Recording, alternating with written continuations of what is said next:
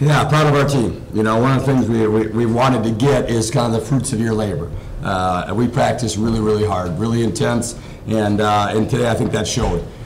Just the level of effort that they played with. I felt like in the second half especially, we wore them down a little bit. And part of that, you know, we have a high level of athleticism. Part of that is how they practice every day. And so I really was pleased with that fact. One of the challenges we give them is enjoy the fight. You know, in the first half when we got in some foul trouble and things didn't go our way, good. Now we got to step up and grow, and we need someone like Taylor to play the point when Alexis is in foul trouble.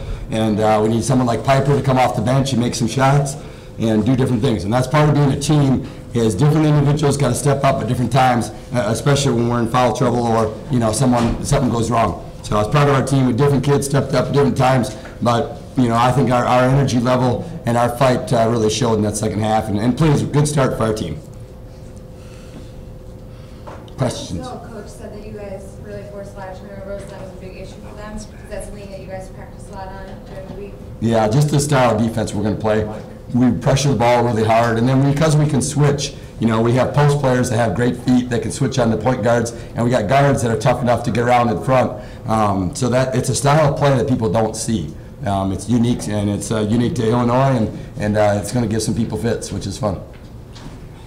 Are you looking to take you guys were really effective in the half-court defense. Are you looking to bring that against ranked opponents like Penn State?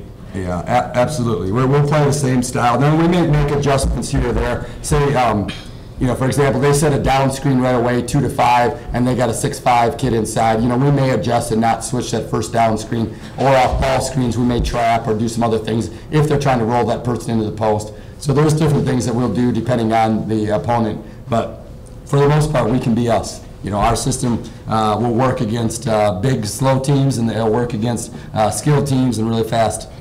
You know, we've seen it work last year, you know, against Iowa State, a skilled team, and against Kentucky. And honestly, we weren't as athletic here. We're more athletic here. And so this system will work, and we've seen it work, and it'll work with these guys. They're making it happen. Evansville shot 38 free throws in the game. Do you think that could be a future problem? Yeah, that's way too many free throws. You know, I think part of that was the excitement of the first game. You know, we got a little tight, and I think our feet weren't quite as good, especially in that first half. You know, we just didn't look as quick in that first half, and I think we were a little bit tight. When you're tight, it slows down your feet. And we struggled to guard in that first half, and you know, I think just the first game jitters caused us to not move. So I thought in the second half our feet were a lot better, and we showed more of our athleticism, which hopefully will show in the games to come. Coach, I cover University of Evansville.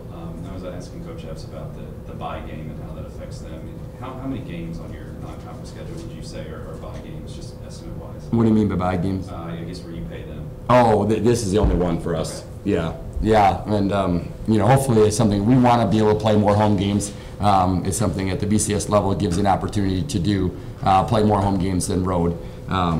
So yeah, we're fortunate that we don't have to return to Evansville. I know they're going to keep getting better. He's a really good coach, and he's going to do a great job with their program. I know you said earlier that talking is one of your biggest issues that you're working out with the team. Did you see that as an issue in this game, or did you see a lot of improvement? Yeah, I thought overall we were better than last game, but we still had a couple possessions, 2 possessions second half I can think of where they'd set a screen and we didn't know we were switching and they got wide open threes. They didn't always make us pay when we didn't talk, so we got to keep growing in that as we play. You know, the teams at a higher level, if we don't talk, they'll make you pay a little bit more. But it was better, but certainly not where we need to be yet, but we'll get there. Could you talk a little bit about the impact that their three-point shooting had today on the game? Yeah, is that right? 11 for 25. I know they have some of the bench ready. Was that our final stat for 11, 20, 25? Okay, yeah. For us to make 11 threes and shoot 44%, that's a really good start.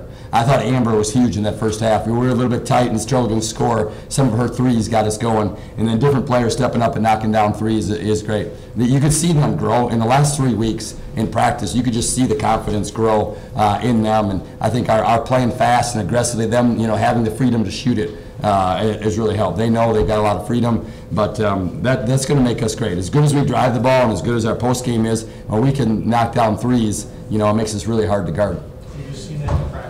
Yeah, we've gotten out in the last